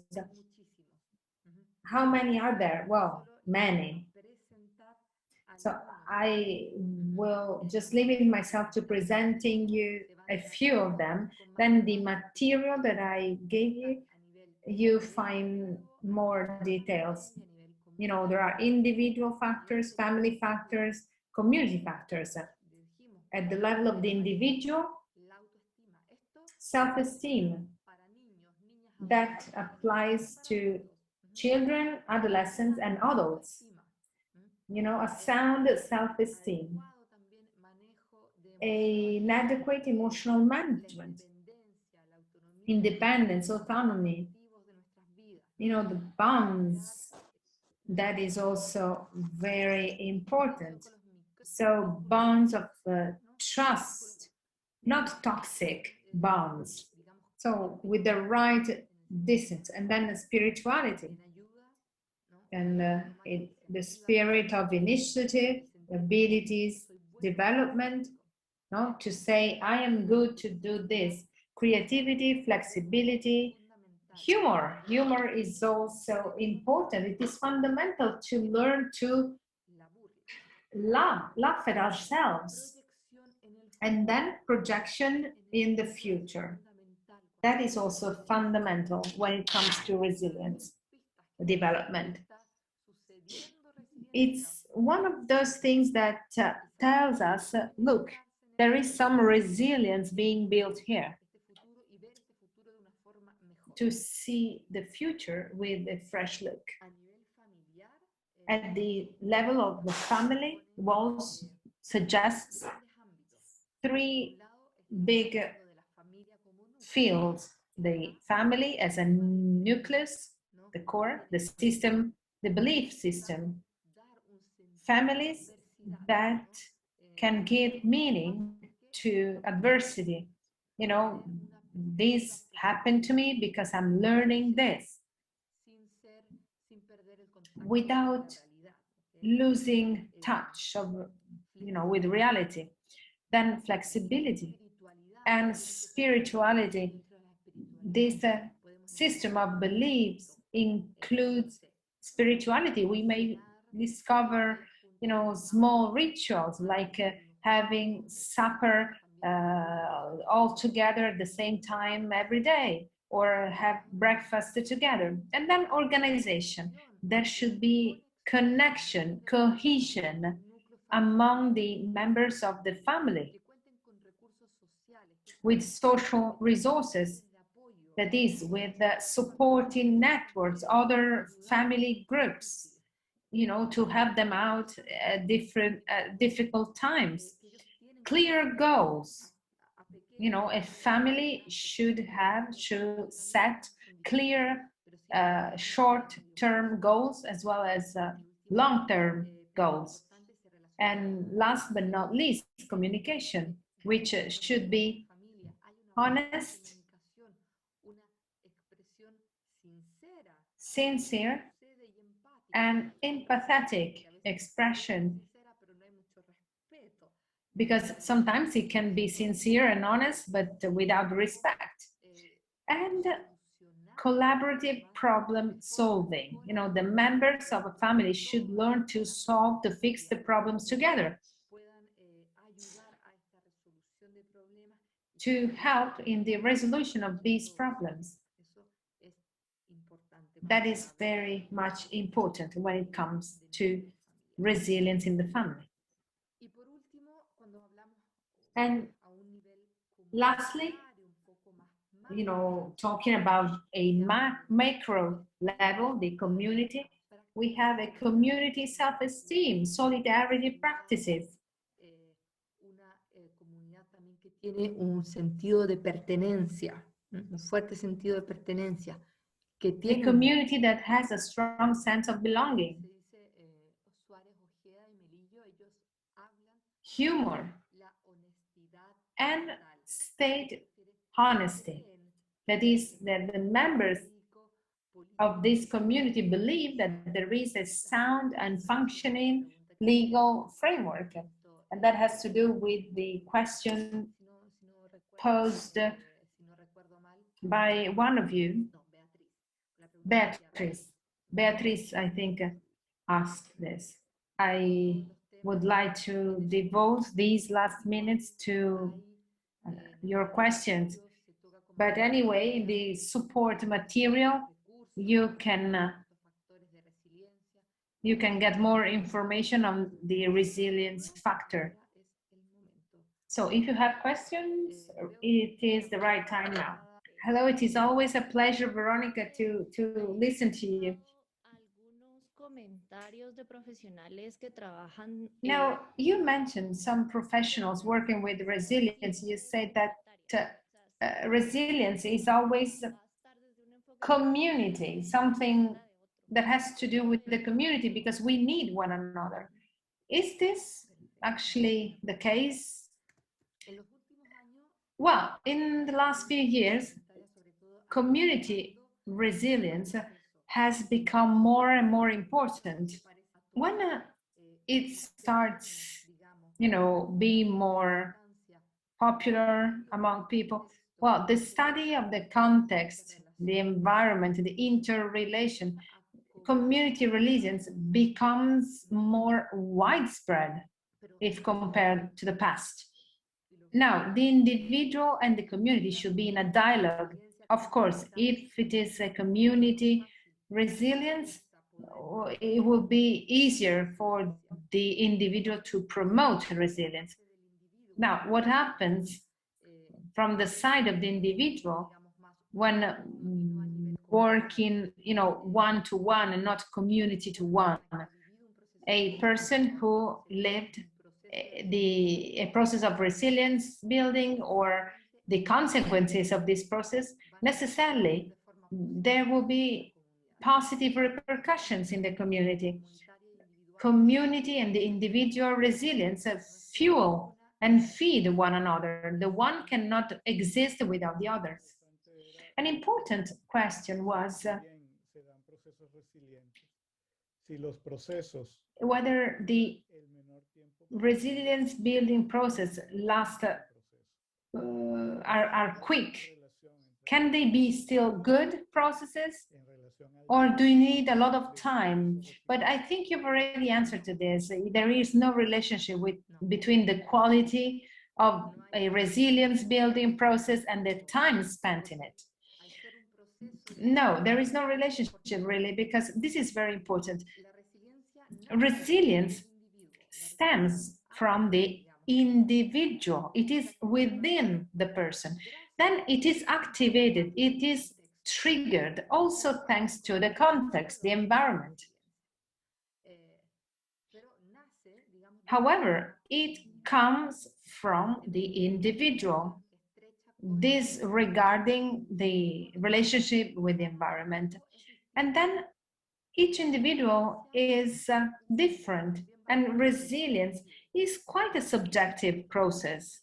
We cannot, determine a given time to build resilience. In some individuals, a resilience building process is very quick. In other people are slower. It may take 1 year, 10 years. It doesn't mean that one is better than the other in terms of quality of the resilience process. A question that I think will be interesting is that we belong to organizations giving a service.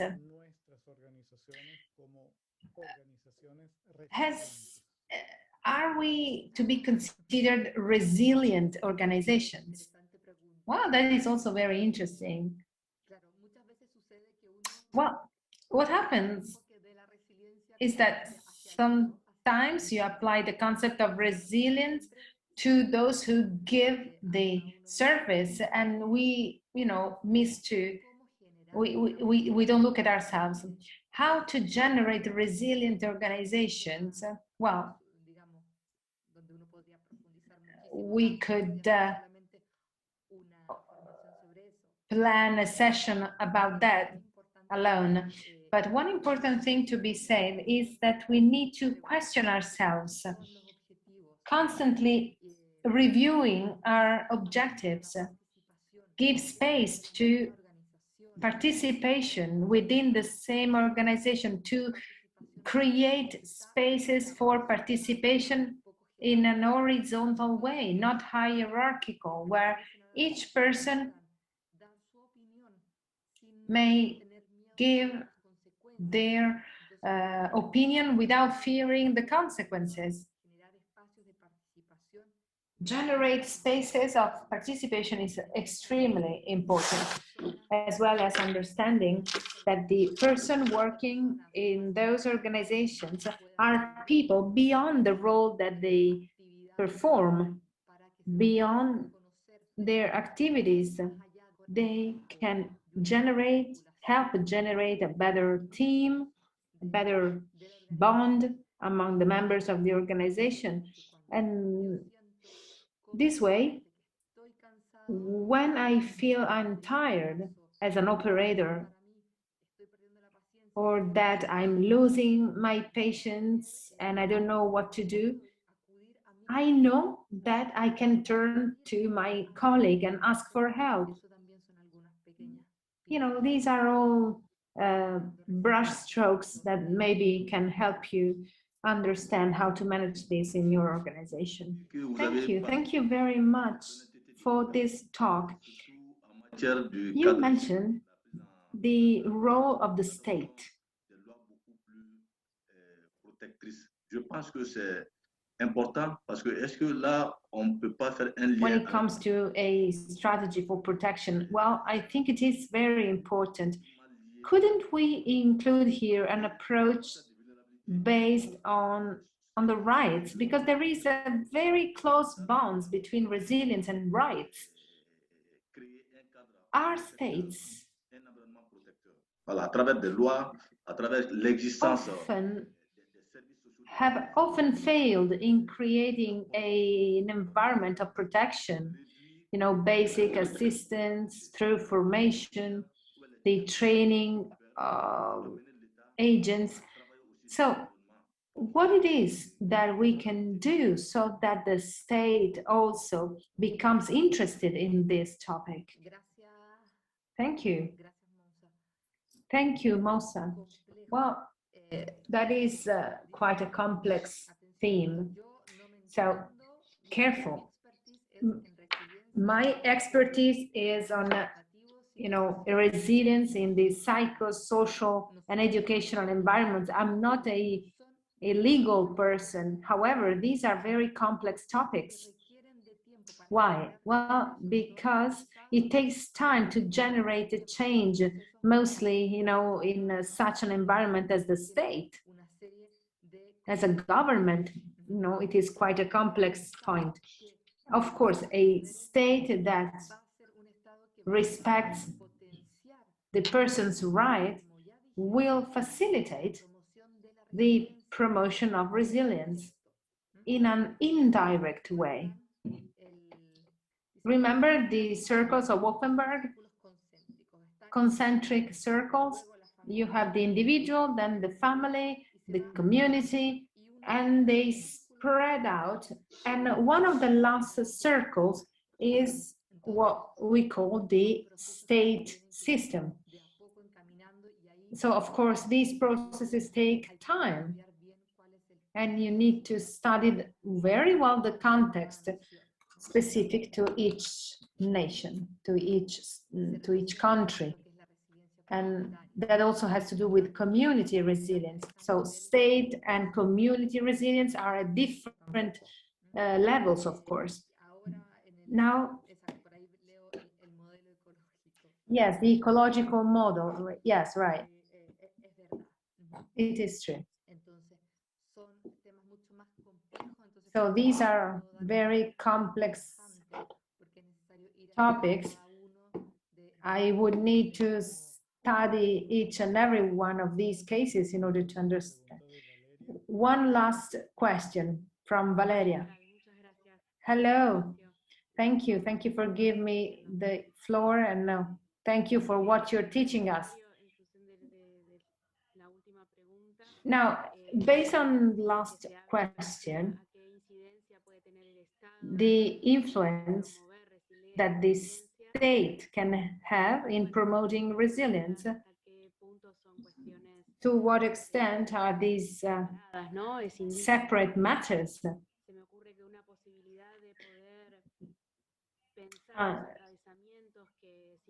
Thinking about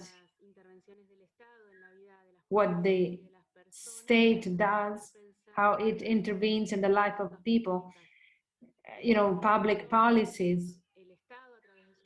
The state, through its public policy, has an incidence, has an impact.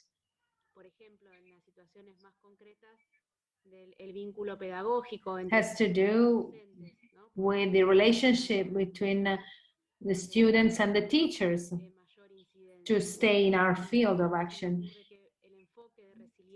So the resilience approach could be a way to empower teachers and tutors to train them. Here in Buenos Aires, there are teachers who are in charge of giving training in this sense.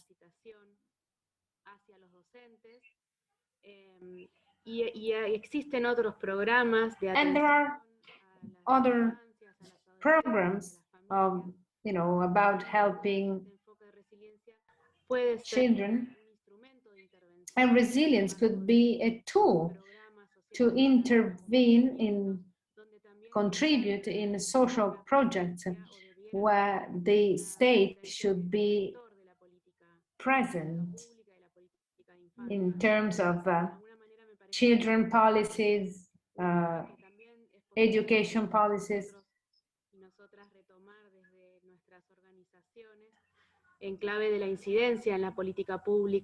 So also in terms of advocacy in public policy, we should adopt these approaches in order to adopt this methodology to make it seen. So I think that the rights approach has to do with the resilience approach. It's not just a legal framework. It is an approach based on which policies and programs can be designed and concrete social intervention tools. They can be complemented. Thank you. Thank you very much, Valeria, for your input. It's very correct. Let me just add that collaboration with other networks in this case is very important. Collaboration with the communities, the state. It should go beyond, you know, the one organization. It should expand to another network of organizations. Oui, merci beaucoup. Donc, yes, thank you. Thank you very much. I would like to go back to the tutor of resilience in the framework of social work.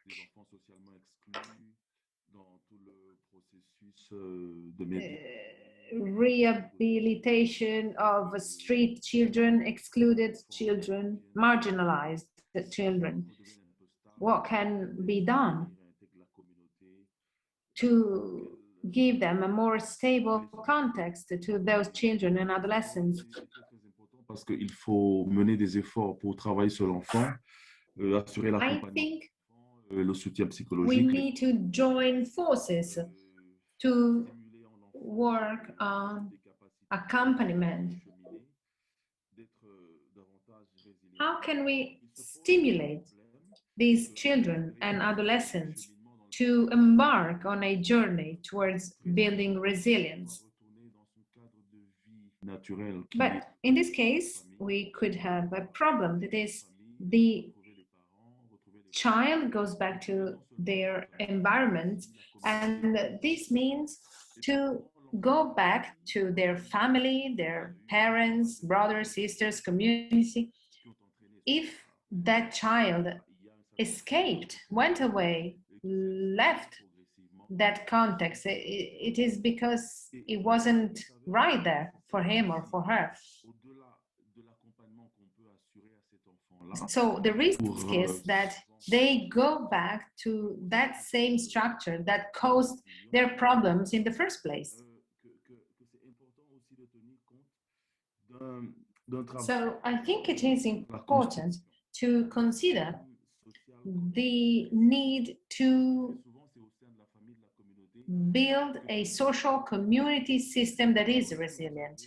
How can those rupture factors be avoided? What kind of work can be done to create a sound social system to facilitate the stabilization of the child or adolescent? Thank you. Thank you, Thomas. Now, Fenia, thank you and good afternoon. I am a social worker.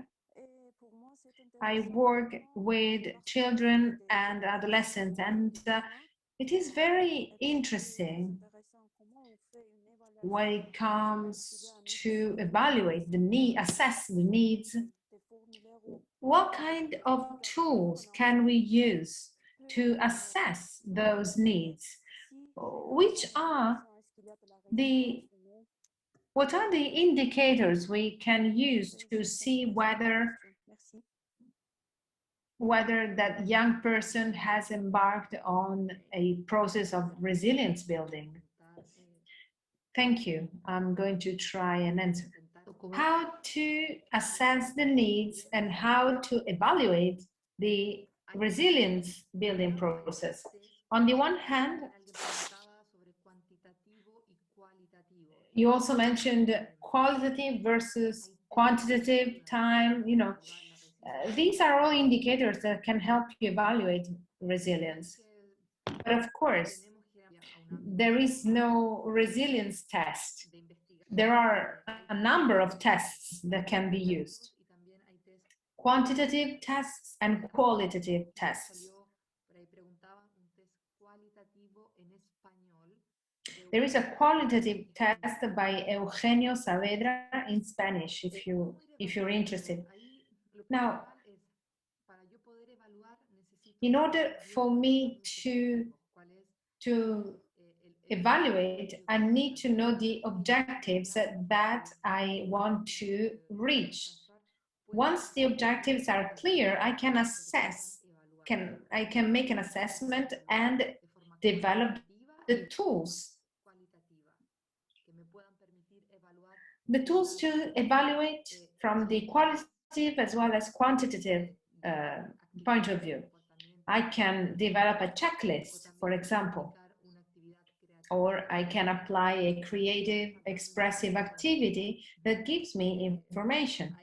I cannot take too much time, but as to what Thomas asked about the street children, well, what we said at the beginning, we should see the environment. How can we provide a safe environment? And when this child wishes or needs to go back to his family or her family, what will they find? When speaking of resilience, we may not focus on the person and forget about the rest. Because as said before, in the 90s, the environment becomes more important than in the past. The projects that apply resilience approaches and which were successful are projects that work across different fields, different environments, in dialogue with different stakeholders. So if I work with children, I may partner with organization taking care of families, for example.